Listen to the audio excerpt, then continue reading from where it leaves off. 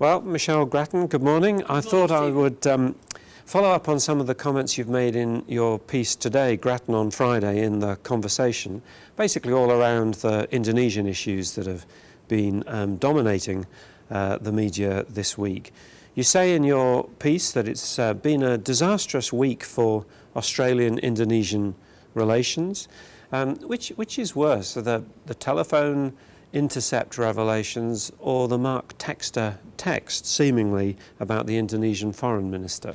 Well, the revelations themselves, of course, have caused this crisis, and the fact that Australia hasn't been able to handle them in a way that satisfied the Indonesians. But the text messages by Mark Textor really were very, very unhelpful for the government. He is, of course, the Liberal Party's pollster. He's not in the government.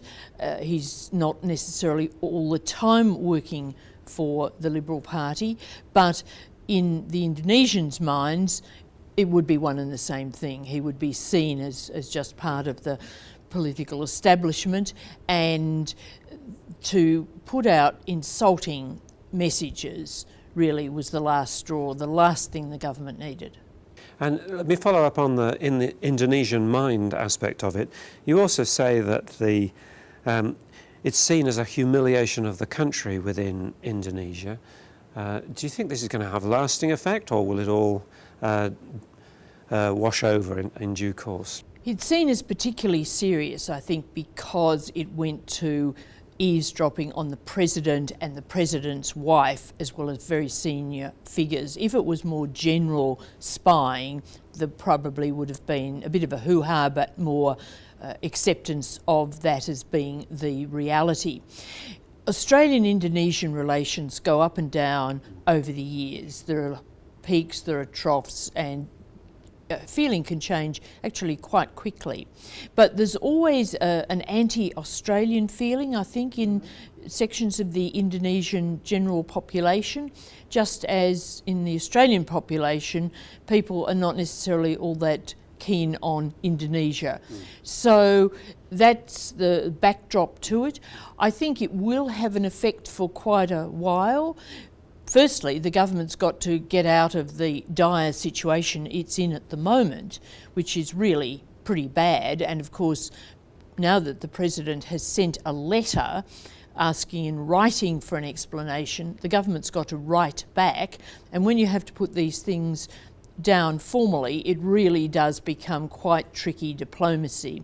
It would have been better if Tony Abbott had been able to speak to the President immediately when this happened and try and smooth things over. He obviously took the decision that that wasn't appropriate. Perhaps he worried about not getting through to the President, as happened with a predecessor president with John Howard. He wasn't able to get then President Megawati to actually pick up the phone. Now, Australia's always had a good relationship with President Yudhoyono. He probably would have picked up the phone, but for whatever reason, that wasn't done. Now there's getting out of the situation, and then there's a slow rebuilding of the relationship. But what could have been the reason? Is it something in Tony Abbott's character, or was it just a tactical decision which may or may not have gone wrong for him? A couple of things, I think. One is that the long-standing tradition is that you don't confirm or deny spying allegations, and there are good reasons and obvious reasons for that. So when you have a conversation, it would be very hard to talk about it when you're maintaining that position. And we have seen the Indonesians, of course, being very free, much freer than the Australian government with information. So he couldn't be sure that whatever was said wouldn't come out, and it certainly would be noted officially by the Indonesians. The other thing is, he's just become Prime Minister. He has had a visit to Indonesia. He has had talks with the President. They have got to know each other a bit, but there is not a long-standing relationship there, and that makes it harder to just say, well, get him on the phone, get SBY on the phone, and let's see if we can sort things before the situation gets worse. And all this happens at a time of tension over boats, the turn back the boats policy and potentially buying Indonesian fishing boats and so on. What impact will this controversy have on boats policy generally, do you think? Well, of course, military engagements have been suspended and intelligence sharing, and SBY made a point of highlighting the cooperative work on boats when he announced that decision. Whether it has a practical effect, I would think the joint patrols probably not in the short term if things can be got back to normal quickly. The intelligence sharing is more serious though, because the border security operations do need that. So it is serious, and also of course there's the perception question, and the people smugglers would know that maybe there's a bit of a window of opportunity here, although Australia would still be sending people offshore. I do think, incidentally, that one reason why it has been so difficult to deal with this situation is that the Indonesians have been very irritated about the boats issue. We've seen that they don't want turnbacks, they've jacked up on taking people back. We now know that the policy to buy fishing boats, which was always a pretty silly policy, is suspended, is in abeyance, not happening. But the whole boat issue has been a source of annoyance, and I think that they're trying to send Australia a wider message. This is not just about spying, it's about don't mess with us so much. Very interesting.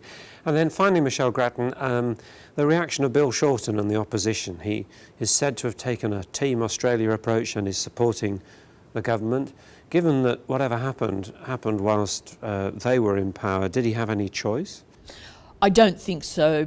I don't think it would have been wise to try to score anything politically in this situation. The Labor Party has been playing around the edges. It's been talking about the effect of the boat policy and on the relationship and so on. But basically it's a bipartisan try and get this fixed attitude. Bill Shorten did float the idea that we should follow the United States, where President Obama promised Chancellor Merkel that her phone wouldn't again be tapped. It wasn't a bad suggestion, but it started to get him into a bit of trouble, and therefore he's retreated to this simply saying Team Australia approach. Well, Michelle Grattan, it's been a tumultuous week. I look forward to speaking to you again next Friday and looking back on events then. Thank you. Thank you, Stephen.